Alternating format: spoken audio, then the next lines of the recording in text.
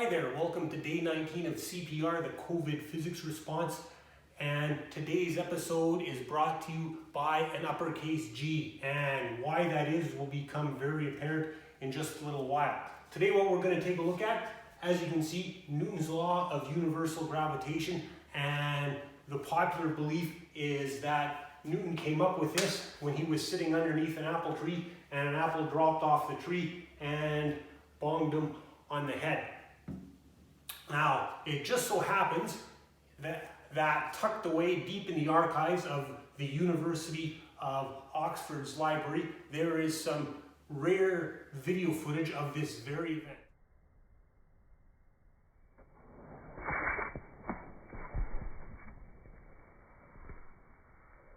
Now, you might think, what's so great about discovering the law of universal gravitation? I mean, gravity's pretty simple, right?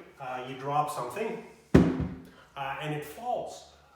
Well, you got to remember that things don't just fall. Most of the places that you go in this universe, you know, let's face it, you're out there in deep space, there's nothing around you. If you got an apple in front of you and you let go of it, it's not going to fall, it's just going to float there.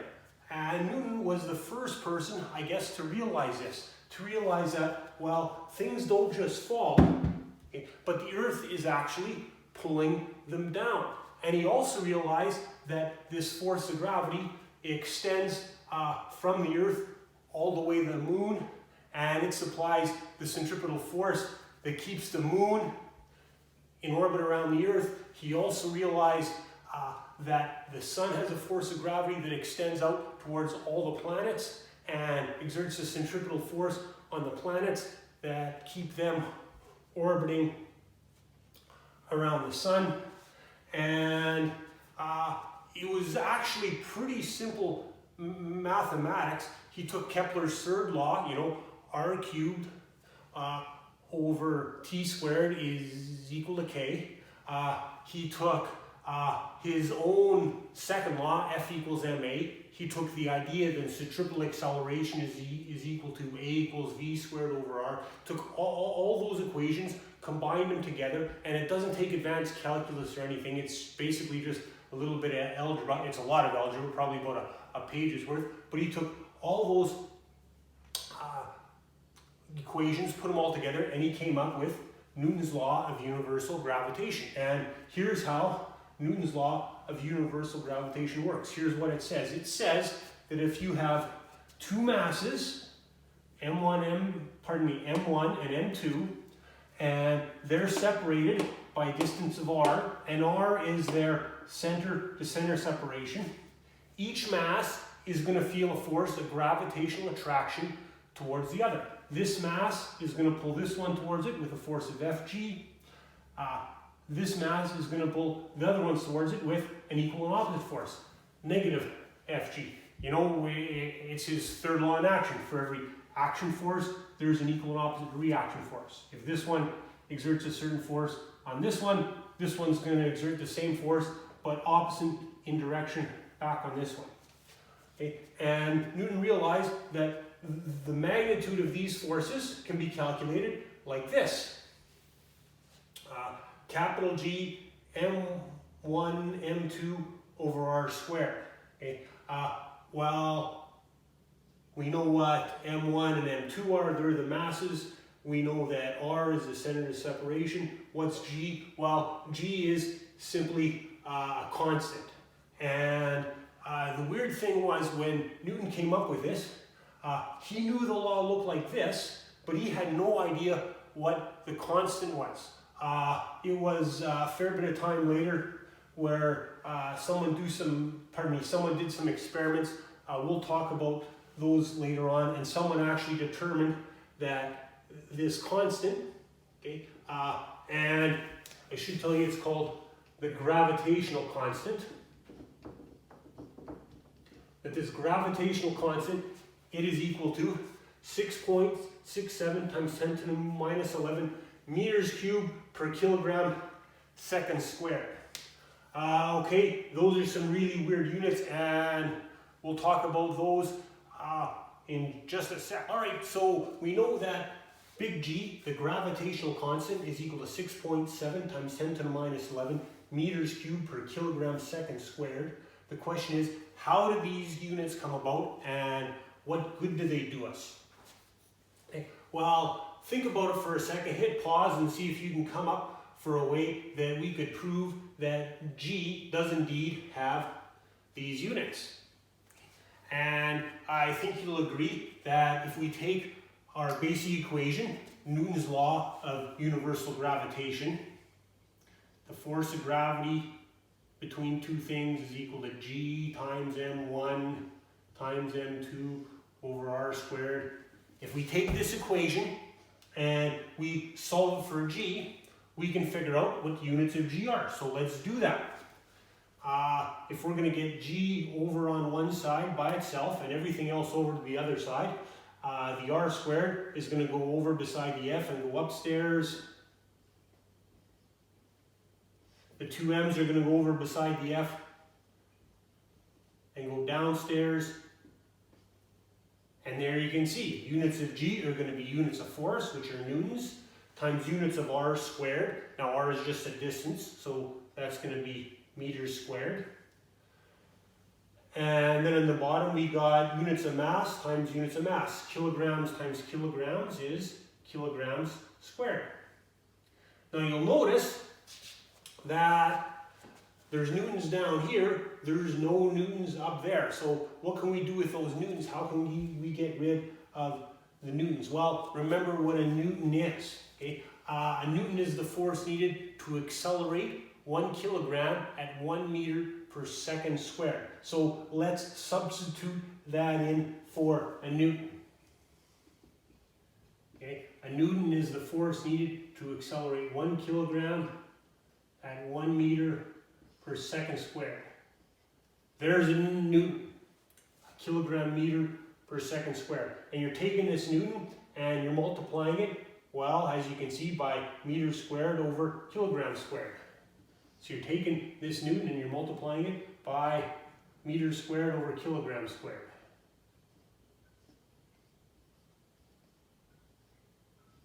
And then when you multiply these two things together, look what happens. One of these kilograms down here is going to annihilate that kilogram up there. Meters times meters squared is meters cubed. And on the bottom you got kilograms multiplied by seconds squared. Doesn't really matter what order you write them in. There you go. You can see units of G are exactly what it says right here. Meters cubed per kilogram seconds squared. Now, what significance is that? Why is that important to us? Okay. Well, if you want to use Newton's law of universal gravitation and you want your force to come out in newtons, if you're going to use this for your G value, you got to have your masses measured in kilograms, you got to have your distance measured in meters. If you use any other units, like for example, you measure your masses in grams, you measure your distance in light years, that's fine. Okay? Newton's law of universal gravitation still holds, okay? But you're going to have to use a different G value. So if you want to use this G value, okay, you got to make sure masses in kilograms and any distances in newtons. All right, next we'll do a little example where we put this into use. Here's a nice little problem. It says, use the law of universal gravitation to calculate the weight of a 90 kilogram person close to the Earth's surface. Okay. And without using the law of universal gravitation, it's pretty easy to do, right? The weight of someone is the force of gravity on someone. Well, 90 kilograms multiplied by 10 newtons per kilogram should be about 900 newtons. Actually, a little less, right? Because the gravitational field on Earth isn't 10 newtons per kilogram, it's actually 9.81 newtons per kilogram. So we know just by looking at this that the answer should come out to a little less than 900 newtons. So let's see if we can do this using the law of universal gravitation now. Okay, so remember, we want to find the weight of a 90 kilogram person close to the Earth's surface. The weight of a person is, of course, the force of gravity on the person. And the force of gravity is calculated like this. You take the gravitational constant, you multiply by one mass, that's going to be the Earth. You multiply by the other mass, that's going to be our person. And we know that one is 90 kilograms. And then you divide by their center to center separation, which is going to be the radius of the Earth plus however high the person is above the Earth's surface. You divide by their center to center separation all squared. Don't forget to square. Okay, let's substitute in some numbers now. Big G, gravitational constant, well that's 6.67 times 10 to the minus 11. The mass of the Earth, well remember, on your Kepler's laws handout, you got this handy dandy little chart, and if you look up on that chart, you can find the mass of the Earth, and it is 5.98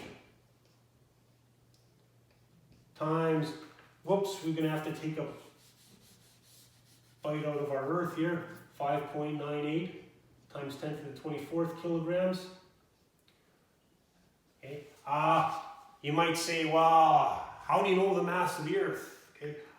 Well, obviously, they don't put the Earth on a great big balance. That makes no sense because the Earth is round and it'll just roll off the balance, right? Actually, the mass of the Earth can be calculated, and we'll actually do a calculation like that later on. But for now, look it up off the table.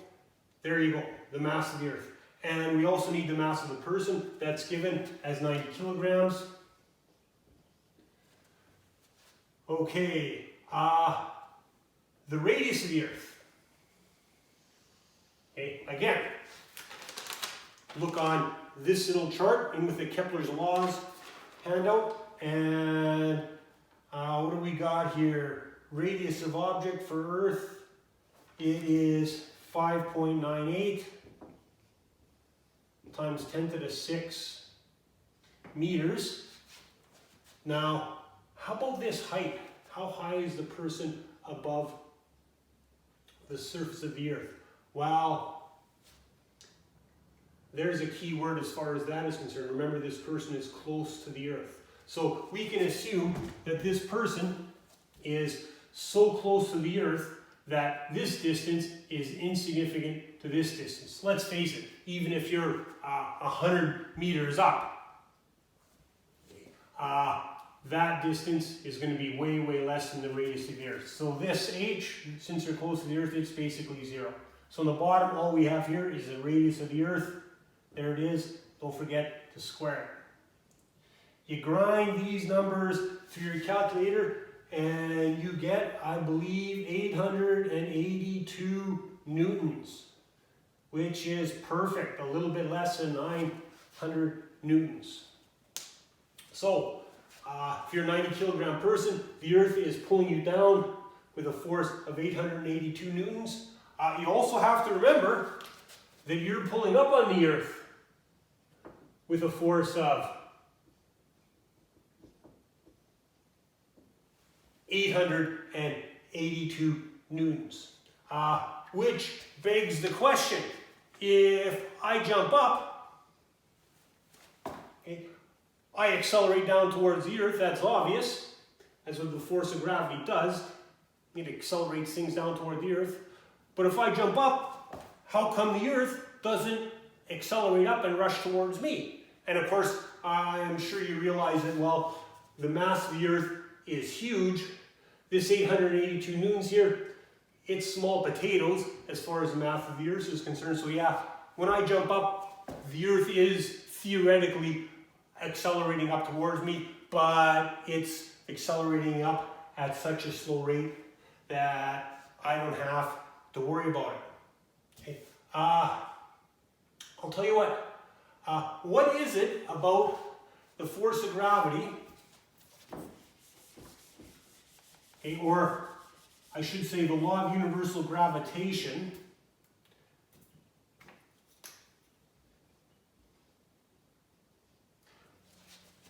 just clean it up a little there. What is it about the law of universal gravitation that ensures that the force of gravity is only significant if one of the two masses is very, very large?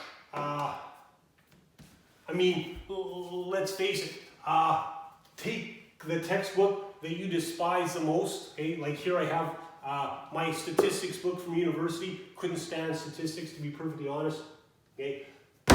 Put it about a meter away from me, and I tell you, I can't fight it. I'm feeling a force of attraction towards that book. That's what Newton's law says. It has mass, I have mass, it's pulling me towards it, I'm pulling it towards me. Okay? But what is it about the law of universal gravitation that ensures that if the two masses involved are really small, the force of gravitational attraction is insignificant? Like it's going to be so minuscule, you're never going to measure it.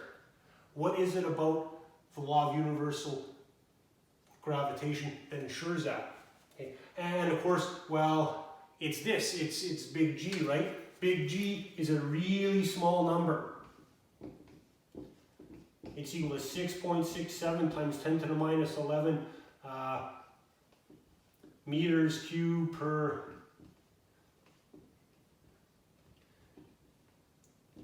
kilogram seconds squared. Okay. It is a really small number. So that means that if the force of gravitational attraction between two masses is going to be significant, it's if it's going to be measurable, well, one of the masses has to be really, really big, like in the case of you and the Earth. Okay? I'll tell you what, it's a really good thing that G is really, really small. Suppose G was really, really huge, so that there was a significant force of gravitational attraction between smaller masses. Okay? Well, basically I'm in my kitchen right now, and if G were really, really huge, think what would happen as soon as I walk into my kitchen. All the dishes would start flying off the shelves and start hurtling towards me. Okay? All the pans underneath the stove would start hurtling towards me as well. It would not be very good news, right? And I'll tell you what, that little scenario sounds kind of humorous. Okay? I walk down the stairs into my kitchen, a force of gravitational attraction between me and everything is so huge that everything that isn't buttoned down, it comes flying towards me. But think about that for a second. Why would that never happen? Okay? Like, it sounds really humorous at first, and it sounds kind of plausible at first, but if G were really, really huge, why would that never happen? Okay? And of course, if G were really that huge, if G were so big that the force of gravity between me and the dishes were enough to cause the dishes to actually come flying off the shelf and hit me, well, the force of gravitational attraction between me and the Earth and the dishes and the Earth would be even huger. It would be so great that I would not be able to move. If G were that big, none of us would be able to move. Wherever we originally were placed on this Earth, that is where we would remain. And of course, same with the dishes. Anyway, so a few fun things to think about with regards to the law of universal gravitation. Make sure, of course, you take a look at the assignment with regards to this. Naturally, it will be posted as well. Bye for now.